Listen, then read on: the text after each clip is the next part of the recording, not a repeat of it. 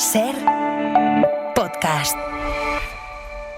Estás escuchando el abierto de Hoy por Hoy. Cada día analizamos las noticias más relevantes de la actualidad, las claves políticas, económicas y sociales, con las voces de los protagonistas y los distintos puntos de vista de nuestros tertulianos. Tiempo para el análisis, tiempo para el abierto en esta mañana de jueves con otra borrasca, esta se llama Nuria, atravesando otra vez España.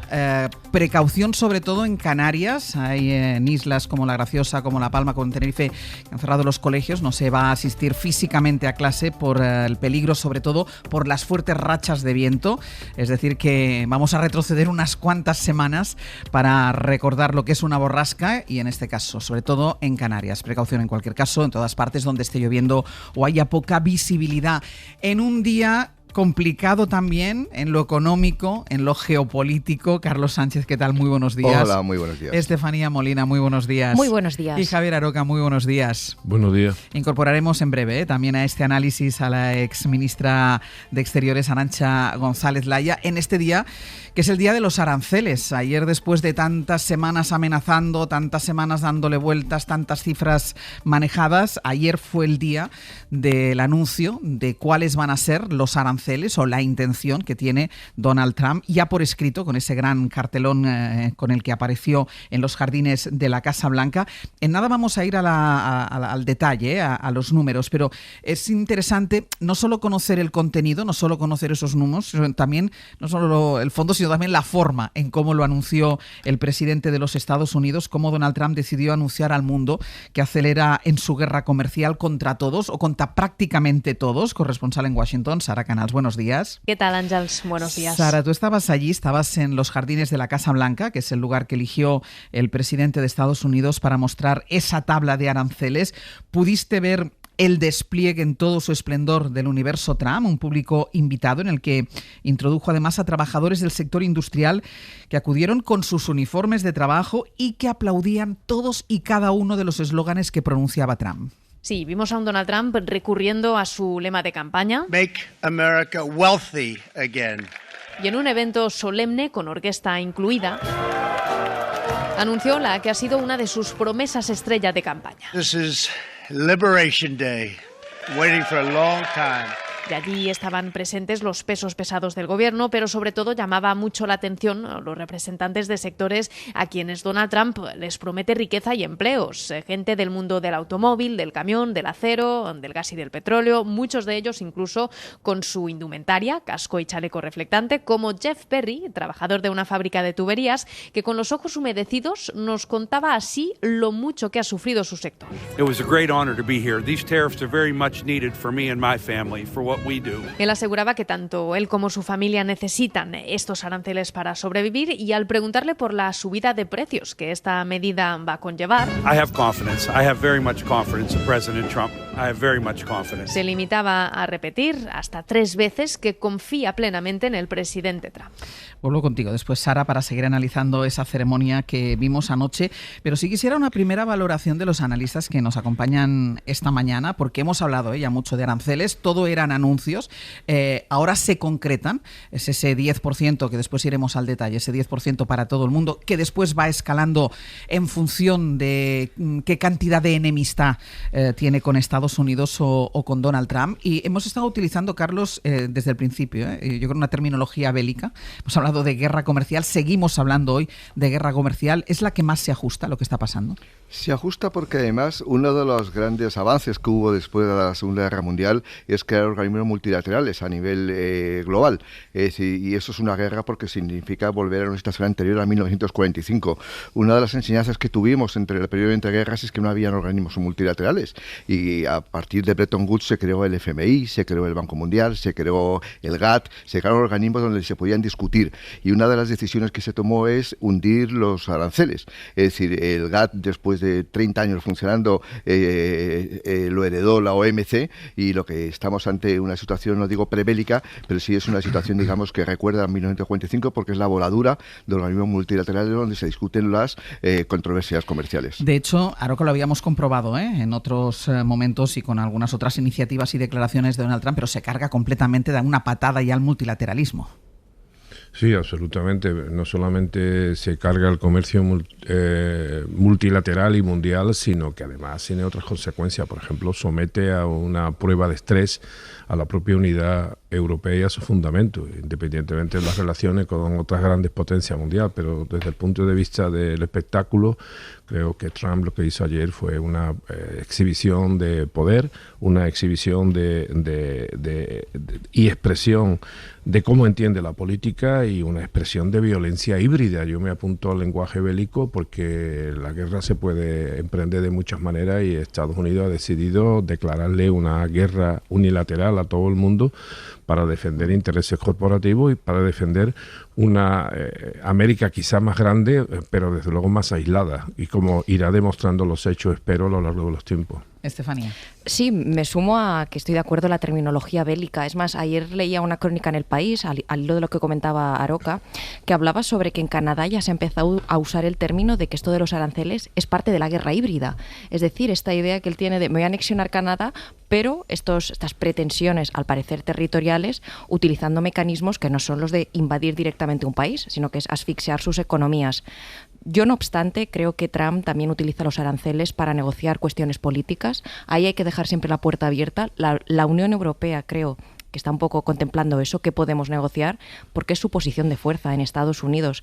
Por tanto, veremos en qué se acaban concretando. Creo que también es una forma de negociación. Y por último, en este nuevo orden que está generando Trump, orden o desorden internacional, Rusia se queda fuera de estos aranceles adicionales, su gran aliado. Vamos a estar prácticamente todo el abierto, con el análisis. Vamos a ir abriendo frentes para ir comentando las repercusiones y las implicaciones que tiene el anuncio de la imposición de aranceles a prácticamente todo el mundo por parte del presidente de los Estados Unidos. Incorporamos hoy al análisis a Arantxa González Laya, exministra de Asuntos Exteriores, Unión Europea y Cooperación, actual decana de la Escuela de París de Asuntos Internacionales del Sciences Po. ¿Qué tal? ¿Cómo estamos? Buenos días. Buenos días, Ángel. ¿Qué implicaciones puede tener las más inmediatas que pueda tener los anuncios hechos ayer por Donald Trump? Bueno, la implicación inmediata más importante es la desestabilización de los mercados financieros, la desestabilización de las economías, pero a medio y largo plazo es entrar en la era de las políticas americanas predatorias. Y para esto no estamos preparados. Predatorias en lo geopolítico y predatorias también ahora en lo económico. Porque, seamos claros, esto no va de comercio justo. Para el comercio justo hay instrumentos. Esto va de imponer a los socios comerciales una serie de restricciones en sus políticas fiscales, en sus políticas medioambientales, en su elección de protección de su democracia, incluso en su integridad territorial, para beneficio de los Estados Unidos. Y esto es lo peligroso, porque estas políticas predatorias, hablamos mucho de negociación, sí, pero ¿qué vamos a negociar? ¿Europa va a negociar sus políticas fiscales con Estados Unidos? Claro, es que ahí hay un elemento, por ejemplo, el IVA va a negociar. ¿Europa qué hace con el IVA? Que lo pagamos todos, no solo los productos que llegan a Estados Unidos, lo pagamos todos, es un impuesto establecido en Europa, absolutamente normalizado. ¿Qué hacemos con este tipo de cosas? ¿Qué negocia Europa? Pues bueno, yo creo que Europa, de momento, unidad. Temíamos mucho que Estados Unidos buscase enfrentar a unos Estados miembros con otros, imponiendo aranceles variables, más para unos, más para otros. También esto es una lección para nosotros europeos. Aquí no hay amigos. Esto no va de amigos. Esto no va de socios. Esto va de defender nuestros intereses. Y en esto o juntamos las filas en Europa y también dejamos claro dentro de la Unión Europea quién está jugando para Europa y quién está jugando para hacerle la partida a Estados Unidos, o vamos a perder. Primero unidad y luego dureza, porque aquí lo que nos jugamos es nuestra autonomía estratégica. Esto no es solamente economía y comercio. Esto es también autonomía para fijar reglas de juego dentro de Europa que son las que nosotros entendemos son importantes. Yo te voy a dar un par de cifras, Ángels, porque creo que ilustran muy bien el problema que tenemos. Estados Unidos ha doblado el tamaño de su economía desde el año 1990. Ha creado otra economía llamada Estados Unidos. Ha multiplicado por 2. El 1% en Estados Unidos ha multiplicado por 4 su riqueza. Y el 50% de los americanos, los de ingresos más débiles, solo ha aumentado su riqueza en un 20%. El problema de Estados Unidos no es que el resto del mundo le engañe.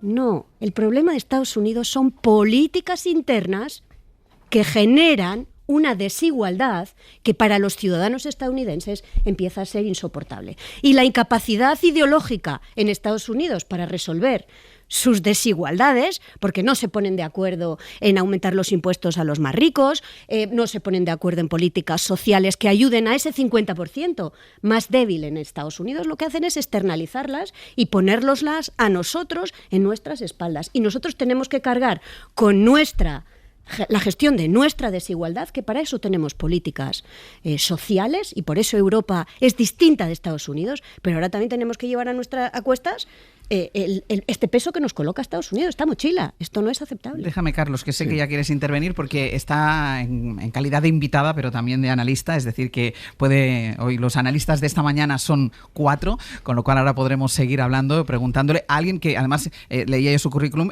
pero me olvidaba, experta en comercio internacional. Claro. Es decir, que estás en tu materia, esta es tu materia. Vamos a hacer una pausa, a la vuelta vamos con los datos, con los números y continuamos con el análisis.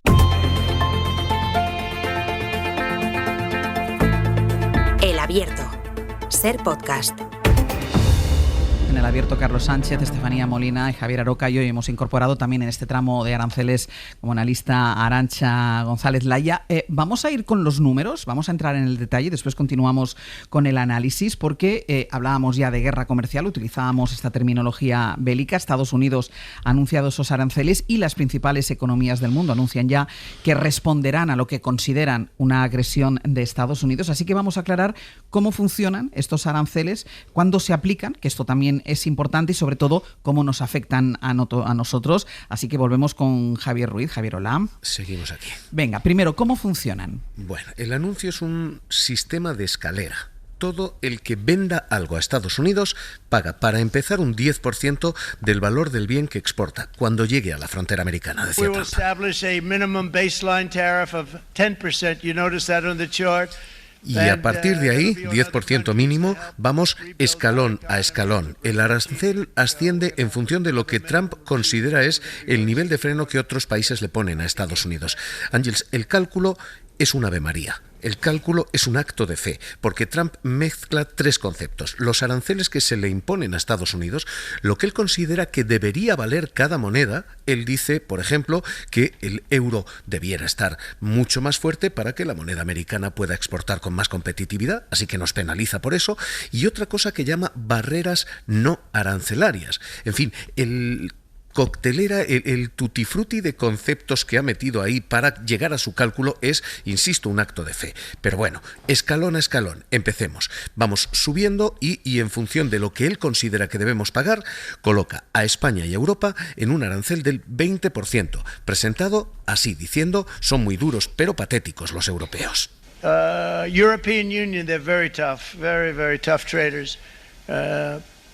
You know, you think of European Union, very friendly. Parecemos gente amigable, pero it's so pathetic.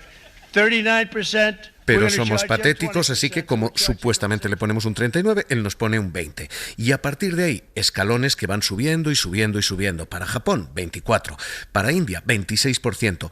Y el escalón fundamental es para China, 34%. 34% adicional. Ángels, esto significa ponerle aranceles a China del 54% en total, porque ya llevaba otro 20% adicional. Hay una cosa que es la guinda de toda esta precipitación, la estábamos contando antes. Hemos revisado la orden que ha presentado y publicado la Casa Blanca y la cartulina que presentó Trump. Discrepan. No vienen las mismas cifras. La orden es más dura que la cartulina. India, Corea del Sur, Pakistán, Noruega, Filipinas, Birmania y Nicaragua tienen aranceles que no casan. Son todavía más altos en la orden presidencial que en la cartulina que se nos presentó. Este es el esquema. Esto es lo que hay. Escalera hecha a toda velocidad e, insisto, con opacidad en los cálculos. Y esa escalera tiene un escalón especial para el automóvil. Todos los automóviles pagan un 25% de impuesto desde hoy. Todos. Esto entra en vigor ya mismo. Esto es el cuánto, Ángels, preguntabas, y luego vamos con el cuándo. Los aranceles entran en vigor el día 9. Tú decías, esto es importante. Esto es importantísimo, porque Trump parece estar sugiriendo que nos queda una semana para negociar, desde su posición de fuerza, pero que tenemos una semana para negociar. Es evidente, Javier, y lo venimos contando desde primera hora, que esto va a frenar las economías mundiales, pero vamos a empezar por las economías domésticas. Esto a nosotros, ¿cómo nos afecta? ¿Cómo lo vamos a sentir los usuarios? Pues vamos a ir a esto. ¿Qué hay de lo mío? Porque hay un efecto inmediato y es que todo va a ser más caro. Empezando por lo más urgente. Desde hoy mismo, primera factura, coches. Los aranceles son del 25%, así que todos los coches europeos que tocan la costa americana pasan a valer entre $3.000 y $12.000 más por coche. Y si hay respuesta recíproca, que es lo que se espera, cada coche americano que intente venderse aquí se va a encarecer entre un 20-25%. Coches más caros, Ángels, significa menos venta y significa menos empleo. Aquí en España hay 800.000 puestos de trabajo en esa industria. Los mercados ya lo están leyendo así. A esta hora, Ángels, General Motors se está dando una bofetada del 1,6%, pero es que Tesla está sangrando un 6%. Primera factura, ¿cómo lo pagamos nosotros? Coches más caros. Segunda factura, vamos a pagarlo también en electrónica. China es quien ensambla la mayor parte de la electrónica mundial. Estamos hablando de móviles, estamos hablando de tabletas, estamos hablando de televisores. Todo eso se ensambla en China, 34% más caro a partir de ahora. Y tercer efecto, textil. El textil se reparte entre India y China. 24%, 26% a las dos economías. Desde las prendas deportivas, desde las zapatillas hasta la camiseta, todo eso lo vamos a pagar también. Así que, ¿qué hay de lo mío, Ángels? Coches más caros, electrónica más caros, ropa más cara. Todo va a ser más caro. Hoy somos más pobres, cortesía de Donald Trump. Y para las economías, Javier, ¿qué significa esto para la economía mundial y para la economía española? Pues el golpe fundamental es para la economía china. Estabais diciendo, hemos vuelto, decía Carlos Sánchez, a las pre-reglas. Bueno, yo creo que hemos vuelto más al siglo XIX. Estamos en el esquema arancelario de 1880. Hemos vuelto al siglo XIX y ahora mismo la proyección que están haciendo los bancos de inversión, lo está haciendo Citi, lo está haciendo BNP Paribas, es que las exportaciones y el comercio mundial se resiente. El primer golpe es China. China es una de las locomotoras del mundo. Según Citi, va a perder un 2,5% de crecimiento. BNP Paribas y Société Générale dicen un 1% de crecimiento. Da igual la cifra. Lo importante es que una de las locomotoras del planeta se para. Y luego estamos nosotros. España exporta poco a Estados Unidos. Exportamos el 4%, 4,8%, así que el impacto que nos da esto a nosotros es relativamente pequeño si lo comparamos con nuestros socios. Nosotros, en cualquier caso, exportamos 18.000 millones a Estados Unidos, y eso ya no es tan pequeño. El castigo de Trump significa que nuestros fabricantes españoles van a tener que pagar un sobrecoste de 3.600 millones solo por entrar a Estados Unidos. Este es el golpe a España. Por bajarlo a la tierra, Ángels, hay 3 sectores que lo van a pagar. Sector energético. Nosotros exportamos petróleo refinado, eso lo hace Repsol. Hoy, energía, víctima española.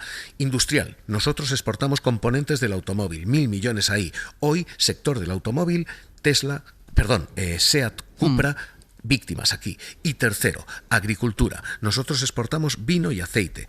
180.000 toneladas de aceite, casi un cuarto de lo que se exporta, se lo exportamos a Estados Unidos. Esto es un golpe muy duro para nuestros 2 productos estrella. El único consuelo que cabe aquí es decir que tenemos el mismo castigo que nuestros competidores, que Francia con su vino o Italia con su aceite. El único consuelo que nos queda es que nos encarece a todos por igual, que no cambia la competitividad entre sectores. Pero dicho esto, esto es una losa. Ángels, hemos vuelto esta madrugada a 1880, al esquema de aranceles del siglo XIX.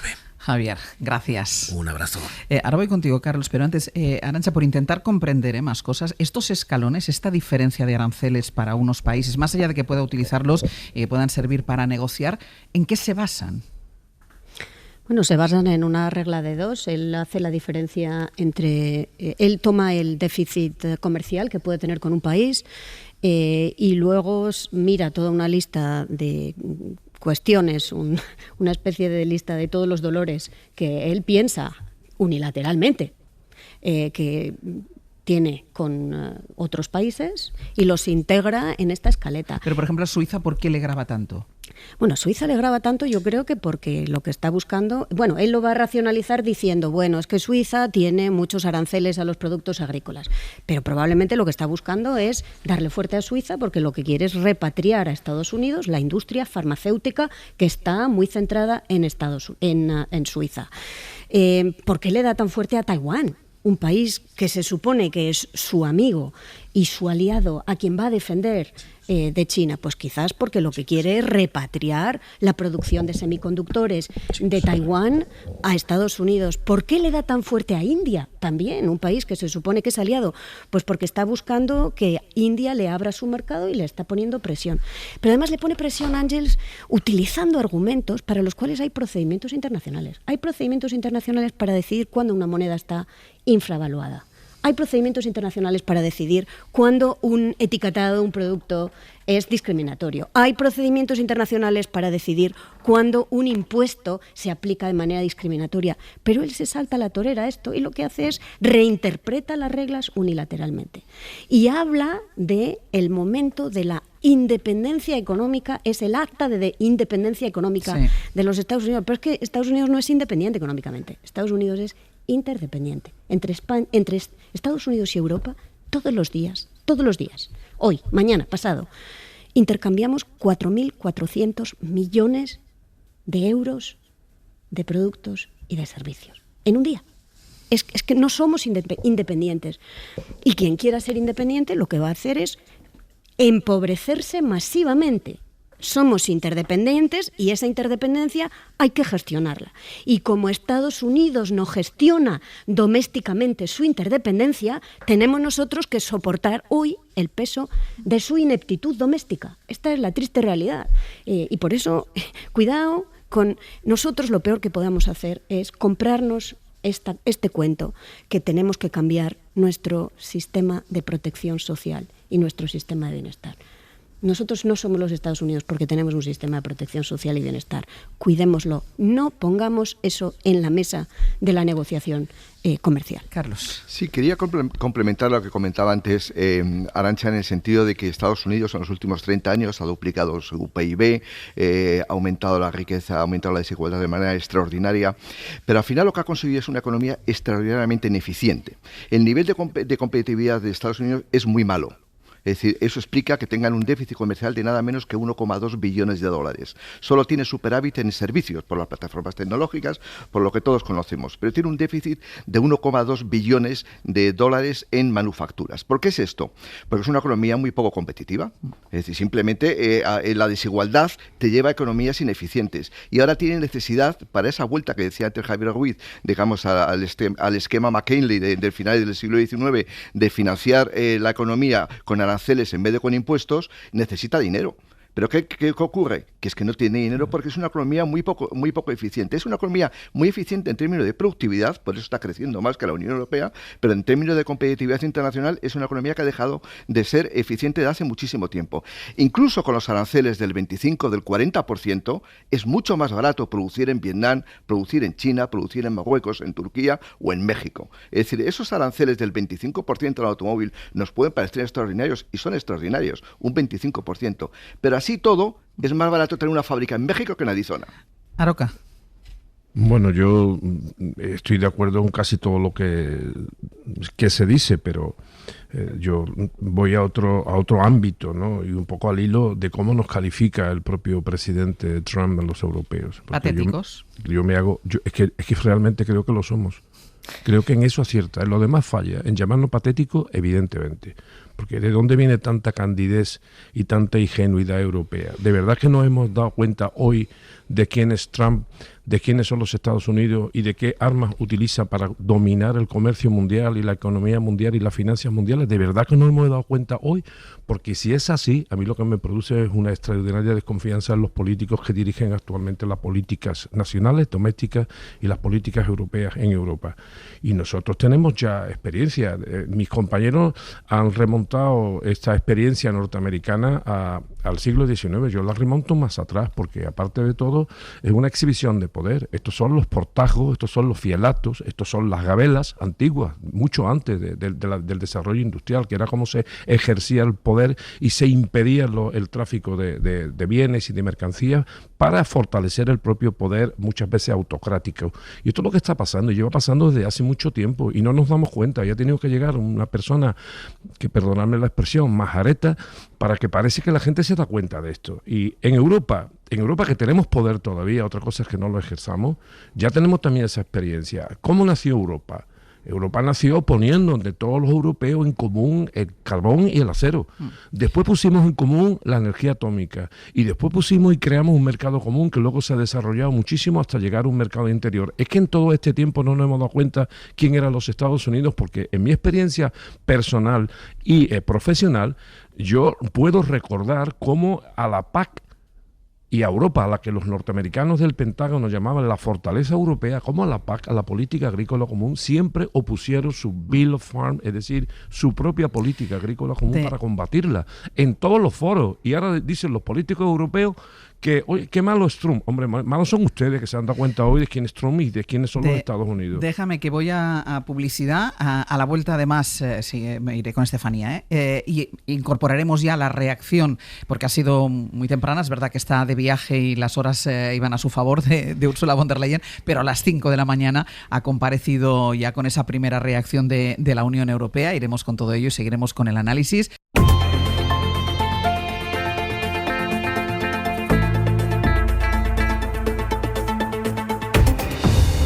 Abierto, Carlos Sánchez, Estefanía Molina, Javier Aroca, y hoy también nos acompaña Arantxa González Laya. Seguimos con el anuncio de los aranceles hecho ayer por Donald Trump. Antes hablábamos de la escenificación con nuestra corresponsal en Washington, de los elementos externos que empleó Trump. Decíamos una fila de banderas, una orquesta, un pupitre en el que se sentó para firmar los decretos de los aranceles delante de los invitados. Pero volviendo a Washington, Sara, tiene mucha relevancia también el lenguaje que utilizó el presidente de Estados Unidos, las palabras que eligió para justificar esos aranceles. Le explicó a su ciudadanía que actuaba contra estafadores, contra quienes se aprovechan de Estados Unidos, y algo que ya hemos comentado aquí, llegó a decir Sara, contra los patéticos europeos. En ese discurso se aseguró de denunciar por activa y por pasiva que el mundo lleva décadas aprovechándose de Estados Unidos, y en un discurso más propio de candidato que de presidente recurrió al mismo lenguaje hostil que vimos en campaña. Foreign scavengers have torn apart our once beautiful American dream. Tachando a los países que mantienen un déficit comercial con Washington de estafadores y carroñeros, Foreign cheaters have ransacked our factories. Y de haber estado saqueando, expoliando, violando y despojando a Estados Unidos durante décadas. For decades our country has been looted, pillaged, raped and plundered by nations near and far. Gobiernos que la Casa Blanca califica de peores infractores y a quienes les ha impuesto estos aranceles recíprocos, entre ellos el bloque de la Unión Europea en segunda posición después de China. Y una lista, por cierto, donde no figura Rusia, que Donald Trump presentó en pleno acto y que luego la Casa Blanca, que ayer hablaba de un día histórico, expuso en unas cartulinas gigantes dentro de la sala de prensa. Sara, gracias. A vosotros. Decíamos que ha madrugado un poco menos que nosotros porque está en Uzbekistán y el horario le va a favor. Ursula von der Leyen a las 5 de la mañana ha hecho una comparecencia reiterando su voluntad negociadora con Trump. Corresponsal comunitario Enrique García Pozo, buenos días. ¿Qué tal, Ángeles? Buenos días. En Bruselas, Enrique, recuerdan que los aranceles son una medida perjudicial para ambas partes, que esto también va a afectar a Estados Unidos, y aunque, como decía, se abren a negociar, von der Leyen recuerda que Europa tiene preparado un plan para responder a las medidas de Trump.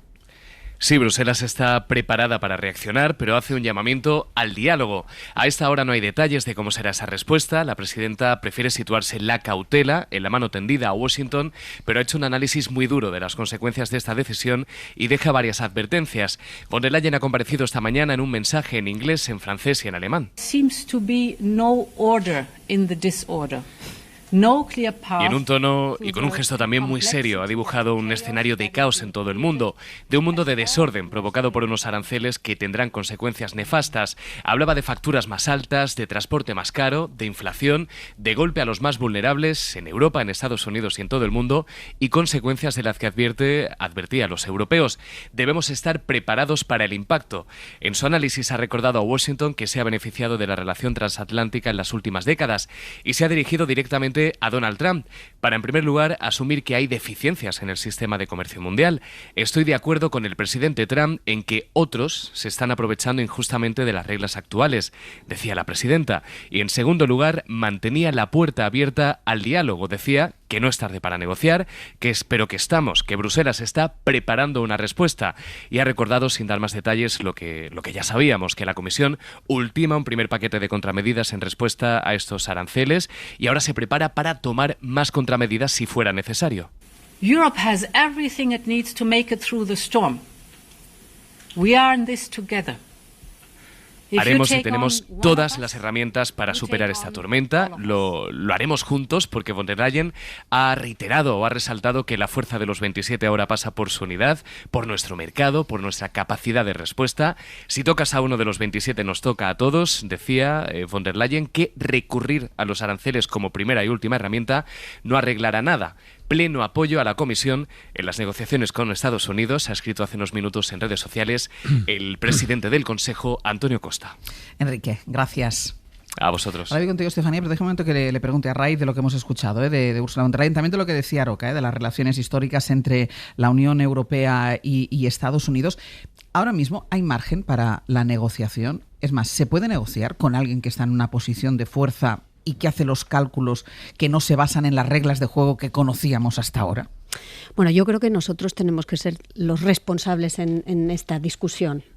Tenemos que ser los que mantenemos la cabeza fría y los que hacemos lo que cualquier persona en una situación de tan grande interdependencia debe hacer, que es ser responsables y poner sobre la mesa que hay otra vía.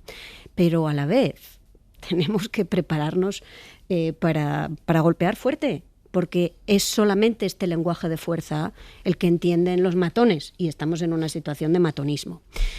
Ahora, esto no lo ha empezado la Unión Europea, esto no lo ha empezado von der Leyen, esto no lo ha empezado Sánchez, esto no lo ha empezado Costa, esto lo ha empezado Donald Trump. Y por lo tanto, para quien dentro de la Unión Europea se coloca del lado de Donald Trump, está jugando a hacerle el juego a Donald Trump. No está defendiendo los intereses europeos, no está defendiendo los intereses españoles, no está defendiendo a los trabajadores ni a los agricultores españoles, ni tampoco a los consumidores españoles. Esto hay que tenerlo también muy claro, porque en esta situación de incertidumbre, de caos, hay que saber quién está de qué lado. Y yo creo que en Europa, como en España, tenemos que colocarnos del lado de la responsabilidad. Tenemos que jugar a ser los adultos en esta relación y no jugar al populismo que lo que nos va a hacer es empobrecernos. Estefanía. Sí, a mí me surgen dos dudas o dos reflexiones, y aprovechando que está aquí Arantxa.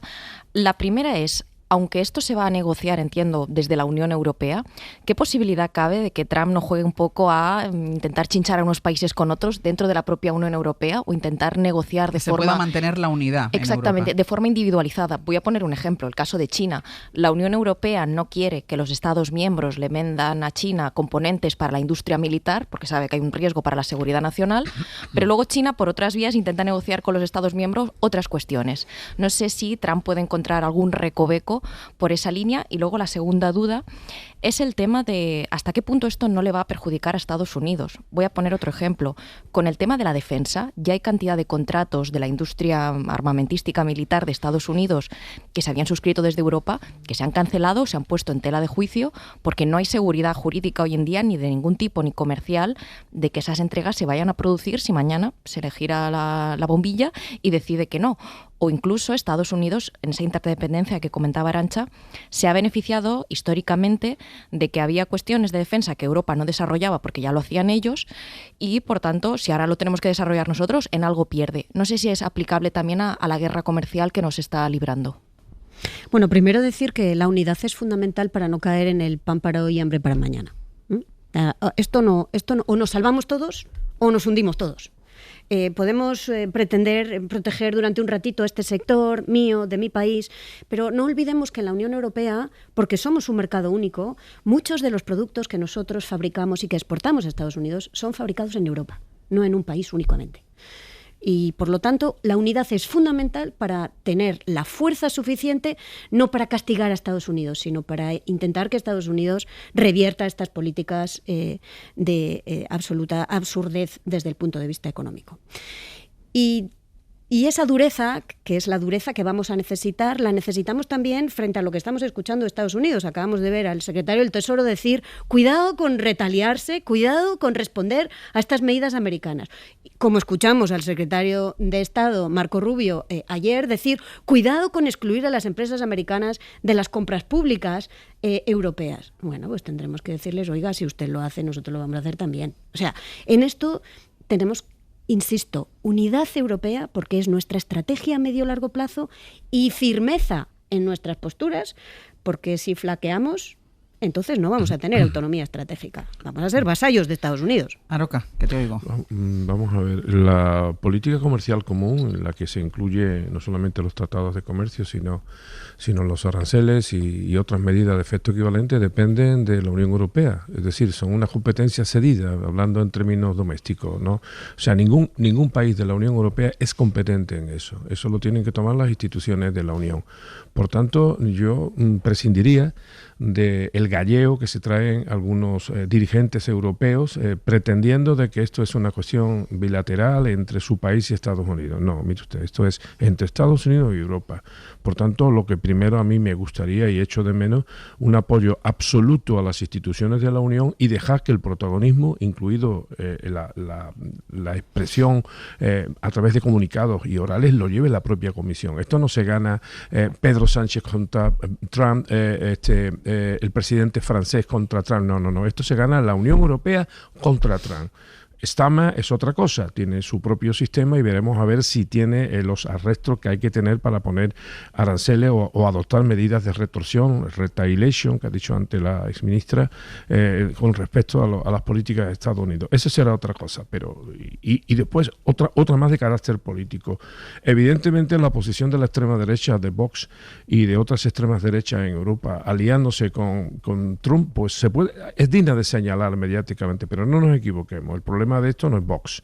Vox tiene sus propias miserias y esto vale para la lectura doméstica y para señalar que Vox es aliado del PP y que con quién se alía el PP y que se está aliando con un enemigo de Europa y un amigo de Trump como Vox. Pero esto no es relevante desde el punto de vista de la solución del problema. Y por último, refiriéndome a la señora Ursula von der Leyen, que ha dicho de todo. Yo la he estado escuchando, ha dicho cosas que son asumibles y otras que ya me dan mala espina porque me presentan un cierto sentido de debilidad. Dice, bueno, vamos a confiar en el orden mundial. Supongo que se está refiriendo a la Organización Mundial del Comercio. Como ha dicho antes, pues evidentemente tiene mecanismos para arreglar cualquier disfunción que se produzca en el comercio internacional. Por supuesto, pero ¿cómo vamos a confiar en las instituciones multilaterales de carácter comercial si este señor lo primero que hace, me refiero a Trump, es saltarse a la torera todo el orden internacional? Pero no solamente se está cargando la Organización Mundial de Comercio, es que se ha cargado también a la OTAN. Y es que seguimos aquí mirando para el techo como si no estuviera pasando nada. Es que este señor, que es el gallo de la OTAN, ha dicho que si hace falta, militarmente va a tomar Groenlandia. Y todavía no hay reacciones. Y todavía seguimos que si el 2%, que si el 3%. Trump ya tomó medidas similares, aunque no de tan escala en su anterior periodo presidencial. Lo que pasa es que no afectaba a los coches alemanes. Afectaba a esos pobres que viven en el sur del Estado español, que se dedican a vender aceitunas, aceite y vino, y entonces aquello le importó bastante poco a la mayoría de la comunidad política. Déjame, Aroca, que me tengo que ir a la desconexión. A la vuelta seguimos porque además hay manos levantadas aquí.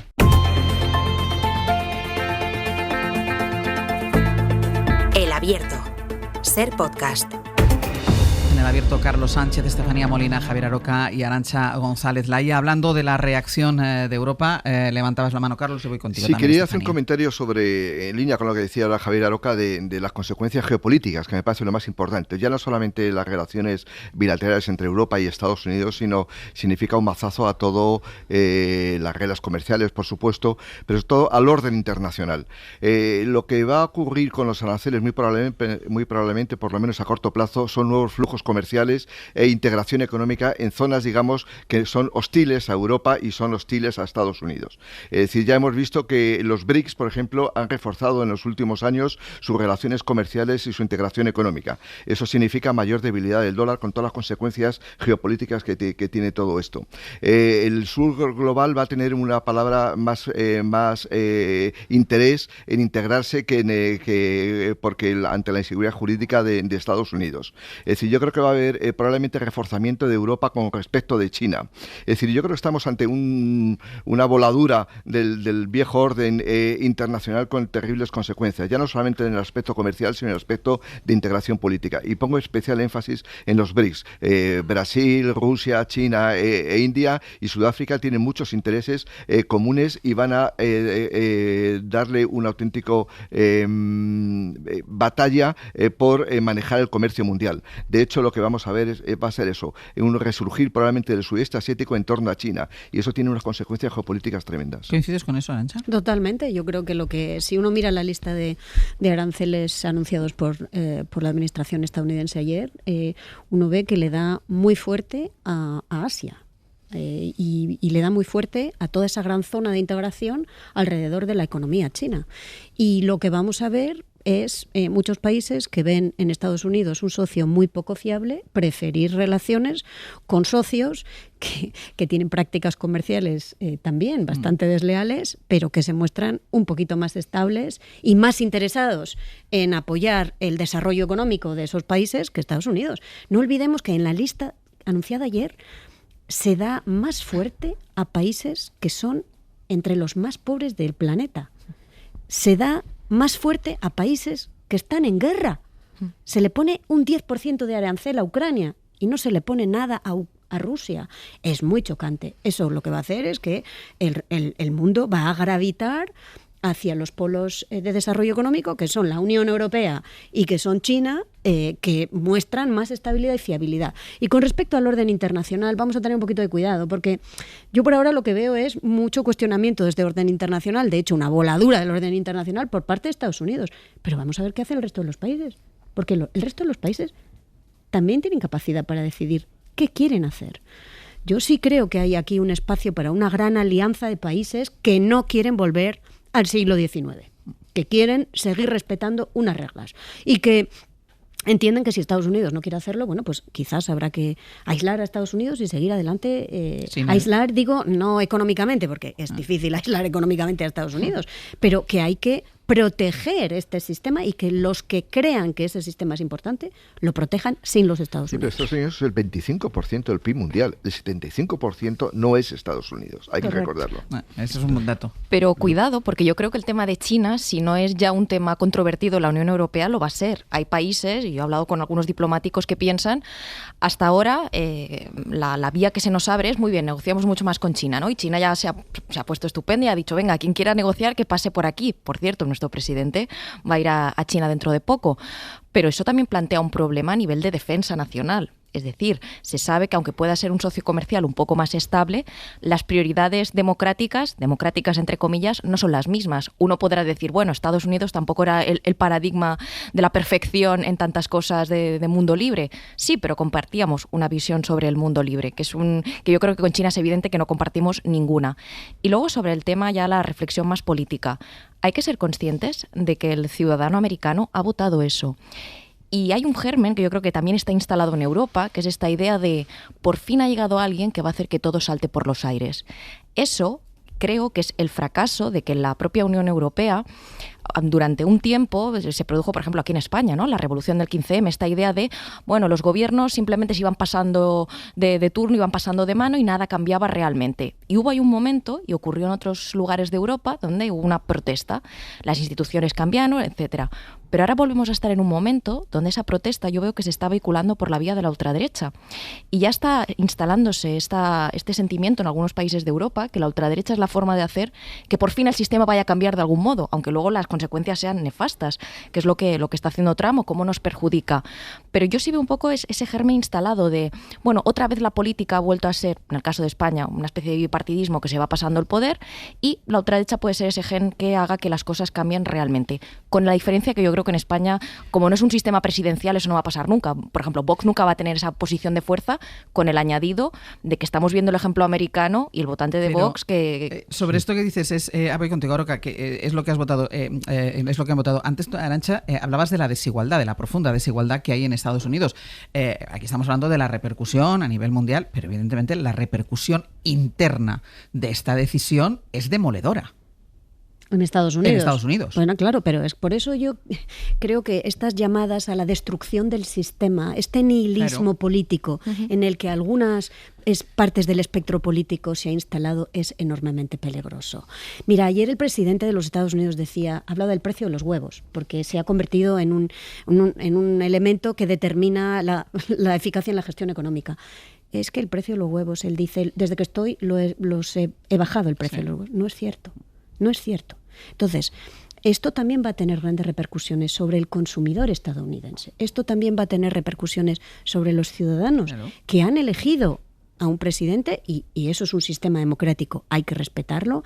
Pero yo quiero ver qué ocurre cuando aumenta la inflación, cuando se incrementan los precios y cuando se empobrezca la población. Cuando ese 50% más precario de los Estados Unidos empieza a sufrir los embates de estas políticas económicas nefastas. Yo quiero ver eso. Y eso es un enorme riesgo para Estados Unidos que yo creo que no debemos importar en la Unión Europea. No nos dejemos arrastrar por este nihilismo político. Se pueden hacer políticas públicas que gestionen la desigualdad, la economía, la vivienda, el precio de los huevos y todo lo demás. Y cuando no llegan las inversiones extranjeras, es decir, el principal argumento que utiliza Trump es que con esto lo que vamos a conseguir es que se repatrien empresas que estaban fuera, fábricas que se habían ido en los últimos 20 años, vuelvan. No van a volver, porque introduce un elemento clave en toda la planificación empresarial, que es la seguridad jurídica. Y quién sabe si dentro de 4 años, cuando se vaya Donald Trump, vuelve otra vez a revertir. Son inversiones de muy largo plazo y pensar que se va a revertir la situación verdaderamente es estar fuera del mercado. Aroca. No, quería decir que bueno, parece que abrimos los ojos todos en todos los sentidos, ¿no? Las clases más menesterosas en Estados Unidos no están siendo golpeadas brutalmente ahora porque Trump lleva muchas décadas ya siendo... Sí, hablaba antes, Arantxa, de la desigualdad. Estamos brutalmente, lo que pasa es que, bueno, la mirada a Estados Unidos ha sido una mirada distinta hasta que ha llegado Trump al poder. Y las desigualdades son crecientes y todos sabemos las penalidades incluso que pasó el Partido Demócrata para poder llevar a cabo siquiera una tímida extensión de la sanidad pública. Es decir, que no nos sorprendamos tampoco.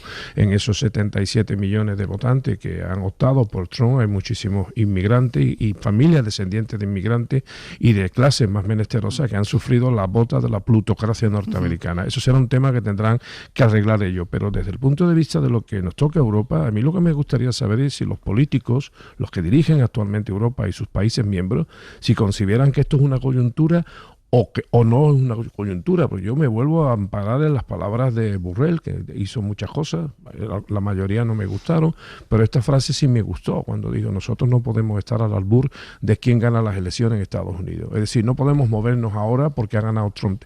Tiene que ser un movimiento estructural de fortalecimiento de Europa, de unidad de Europa y de creernos verdaderamente que somos un agente importante en el orden mundial. Y bueno,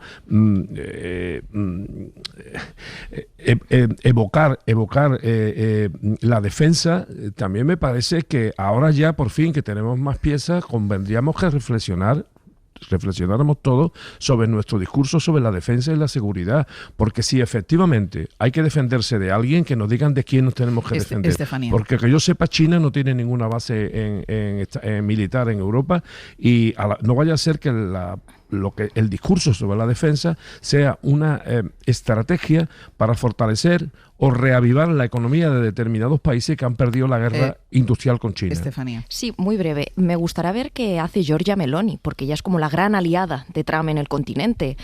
Creo que Trump llegó a decir, es una dirigente que me cae muy bien, ella se lleva visiblemente bien con Elon Musk, que bueno, luego lo hablaremos, igual sale del gobierno próximamente, pero era como la base todavía de Estados Unidos en el continente, Giorgia Meloni. No sé si, insisto, habrá que ver, porque ojalá mantengamos la unidad, pero si no intenta dividir esa unidad, esta me cae bien, este me cae mal. Pues Meloni ha sido una de las primeras a reaccionar hablando de medidas equivocadas cuando hablaba de los aranceles.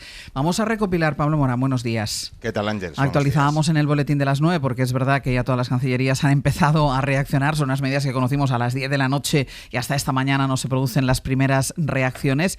¿Qué se está diciendo en Europa?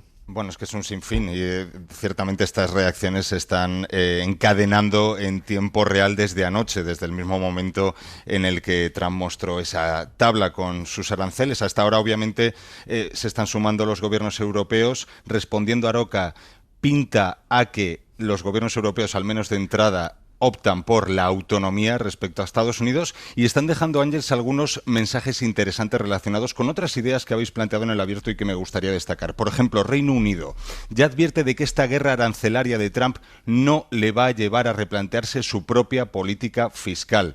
Hemos escuchado también a Alemania, a Francia plantar cara. Europa en su conjunto está plantando cara y junto a ella, sobre todo, China es la que está respondiendo con mayor firmeza. Pekín denuncia que los aranceles violan las reglas del comercio mundial. En definitiva, se está poniendo por delante de Estados Unidos en la defensa del libre comercio global.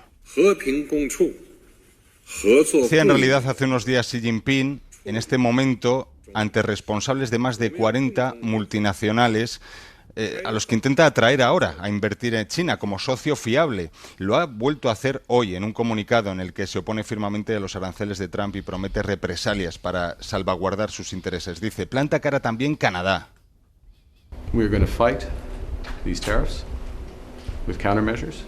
Van a dar la batalla con contramedidas de respuesta, según anunciaba esta madrugada su nuevo primer ministro Mark Carney. El otro gran socio comercial de Estados Unidos, que es México, pues va a anunciar esta tarde un plan de inversiones como contrapeso a estas tarifas, y hay quien opta, como Australia, por la contención. Dice su primer ministro que renuncia, al menos de momento, a sumarse a una espiral que solo va a llevar a un crecimiento global más lento. Si me permites, y por acabar con una anécdota y para subrayar un poco el punto absurdo que tiene esta guerra comercial que ha abierto Trump, no debemos esperar respuesta de las Islas Gerald y McDonald. Este es un archipiélago autónomo de Australia que está en la lista que mostró Trump anoche, pero claro, hasta donde sabemos allí solo hay pingüinos y focas. Algún científico a veces en alguna misión, pero nadie empadronado allí.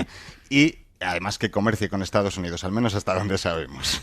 Pablo, muchísimas gracias. Adiós, hasta luego. Voy a ir despidiendo ya a Arantxa González Laya. Ahora iremos a las reacciones porque se espera comparecencia del presidente del gobierno, Pedro Sánchez, a las 12, las reacciones aquí en España. Pero una última pregunta, Arantxa, con tu trayectoria y tu experiencia en diplomacia, en comercio internacional, ¿tú en algún momento, algún día, imaginaste que vivirías esto? Jamás en mi vida, jamás en mis peores pesadillas. Y después de haber trabajado casi 20 años en construir, poniendo pequeños ladrillos en este edificio del sistema comercial multilateral y de haber negociado con negociadores estadounidenses y con negociadores chinos y con negociadores indios y brasileños, acuerdos comerciales que son de beneficio mutuo, que son buenos para todos. Para mí es muy triste ver esta descripción de la economía mundial como un juego de suma cero, que es lo que estamos viendo. Este nihilismo, esto solo va a traer nihilismo.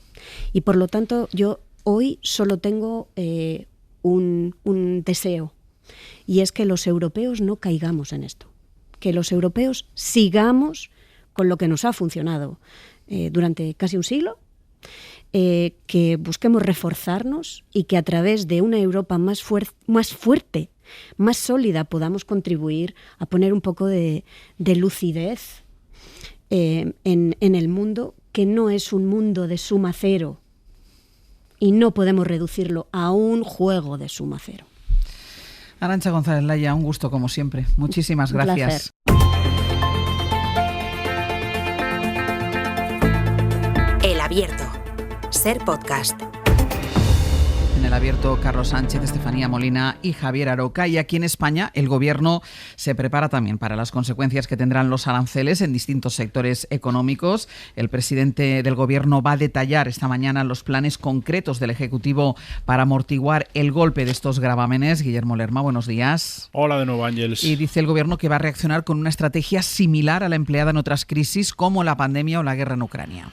Sí, el Gobierno habla de desplegar una red de protección inmediata y una estrategia de relanzamiento de los sectores más afectados, un plan de respuesta que se va a poner en marcha hoy mismo y que Pedro Sánchez va a comunicar en una intervención a las 12 de la mañana desde el Palacio de la Moncloa, donde ha convocado también a varios ministros del área económica y a representantes de empresas o trabajadores del tejido productivo de nuestro país. Será una respuesta similar, dicen las fuentes consultadas, a la que se dio en otras crisis como la provocada por la pandemia o la guerra de Ucrania. Habrá ayudas directas, líneas de crédito y no se descarta, si es necesario, activar herramientas extraordinarias como los ERTE o el mecanismo RED, que durante la COVID sirvió, por ejemplo, para flexibilizar jornadas laborales o suspender contratos, manteniendo y garantizando la continuidad del empleo. La intensidad de las medidas y los detalles concretos se van a ir ajustando en función de los efectos que tengan esos aranceles. La Moncloa, por ahora, evita dar una cifra concreta de ese impacto. Es pronto, dicen. Lo que sí reconocen en el Ejecutivo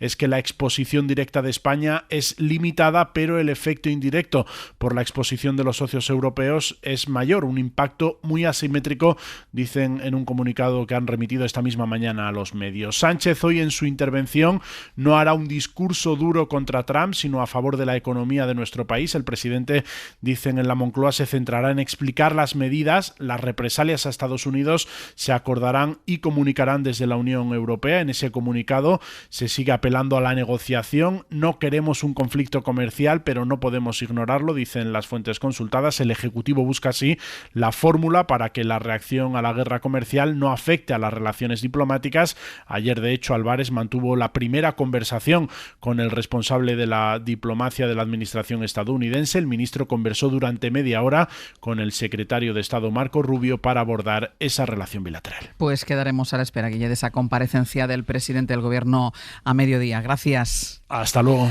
Acaba de hablar también sobre los aranceles anunciados por Donald Trump, el líder del Partido Popular, Alberto Núñez Feijóo. Las medidas tienen que ser urgentes y suficientes. No basta con una palmada en la espalda a los productores y con eso se busquen la vida. Lo que hace falta son medidas de acompañamiento, tanto en la contracción del mercado como en la búsqueda de nuevos mercados. Por otro lado, solicito que el Gobierno siente en la misma mesa a los representantes de los sectores productivos afectados y a todas las comunidades autónomas, porque hace falta una estrategia de país bien definida en la que la unidad de todas las administraciones públicas sea un hilo conductor. Pone la venda antes de la herida Alberto Núñez Feijóo, porque todavía no conoce qué es lo que va a hablar con estos productores, como él dice. Hoy van a estar presentes y va a hablar con ellos, con todos los sectores afectados, el presidente del Gobierno. Y después está Vox, algo ya hemos dicho, porque además a las 9 de la mañana conocíamos ese tuit que había puesto el líder de la ultraderecha, Santiago Abascal. Sara Selva, buenos días. ¿Qué tal, Ángels? Buenos días. La culpa es de todo el mundo, menos de Donald Trump. Si el presidente de Estados Unidos daña a España, la culpa es de España.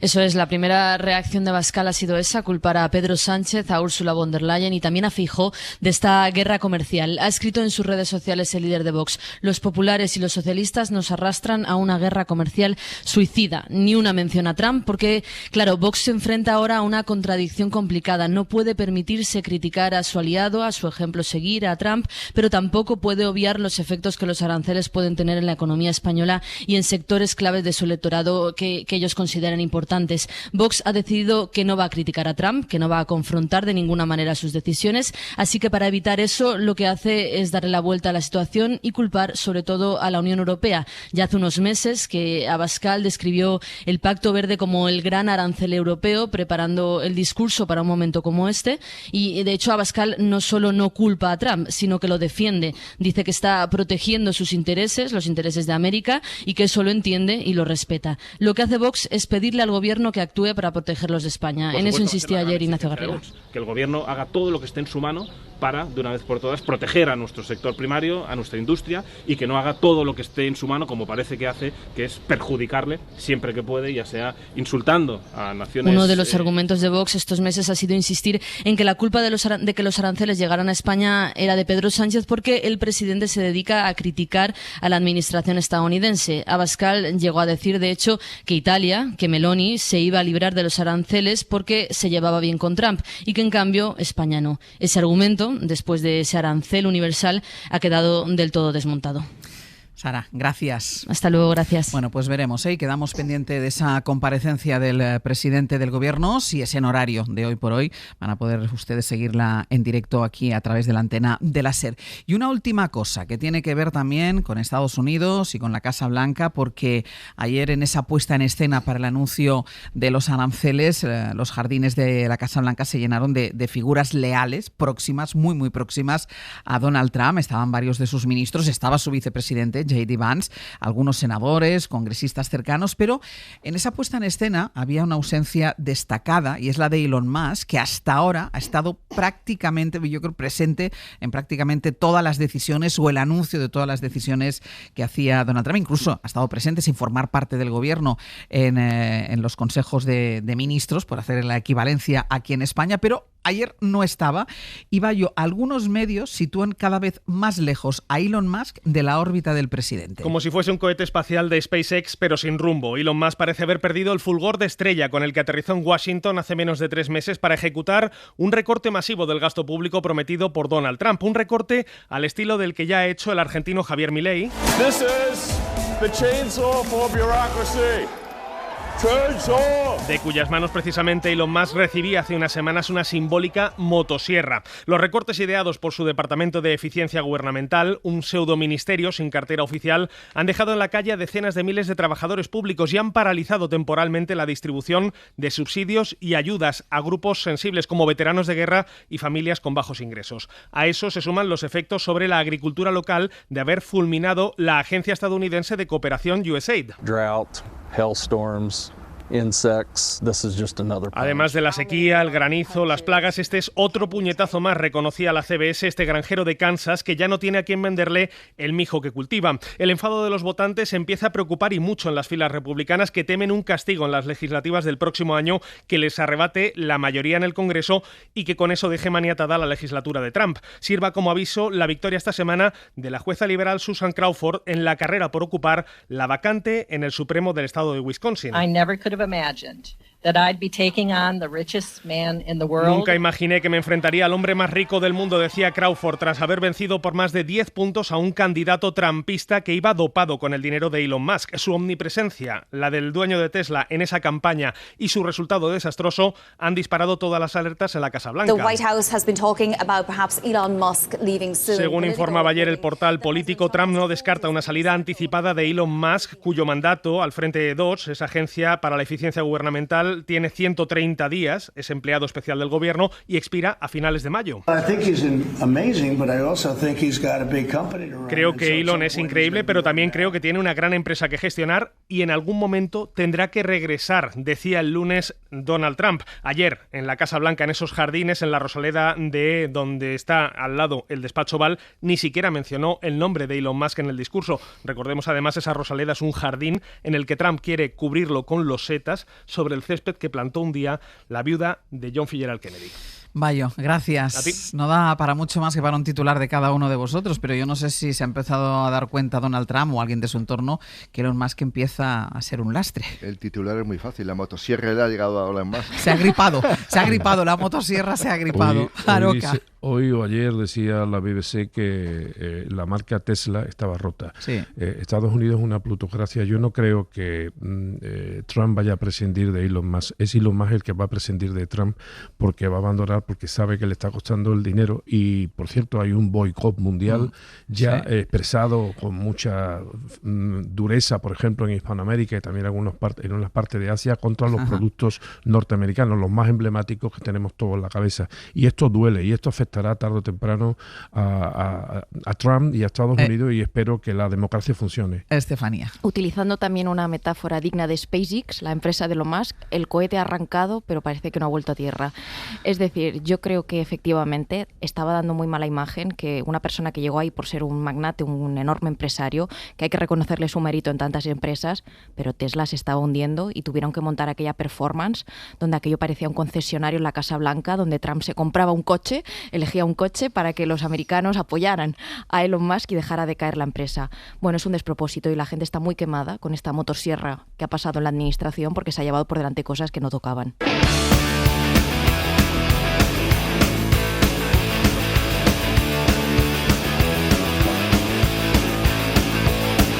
Palabras más o menos ayer me decían, palabras más o menos que no me quieres, palabras más o menos me estás dejando en cueros, palabras más, palabras menos, palabras más, palabras más, palabras menos.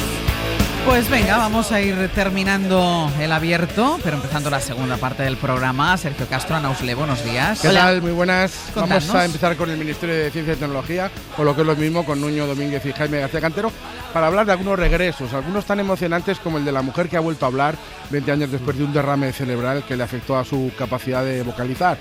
U otros, como los cadáveres hallados y fosilizados, ahora tratados genéticamente, en un Sáhara muy distinto, el de hace 14.000 años, cuando era, es difícil de imaginar, una pradera verde de lagos y de vegetación. Es verdad que luego hay una cosa de una O en el WhatsApp que le pasa a gente como tú. A mí. Y pero tú sabes que ayer le di sin querer a esa O. ¿Y qué pasó? Pero es que... Bueno, es que ¿Vas a contarlo? O... Bueno, no sé si me da tiempo. Pues luego lo cuento. Luego lo cuento, Vale. luego lo cuento. Pero fue muy gracioso. Sí. Vale, ¿qué más?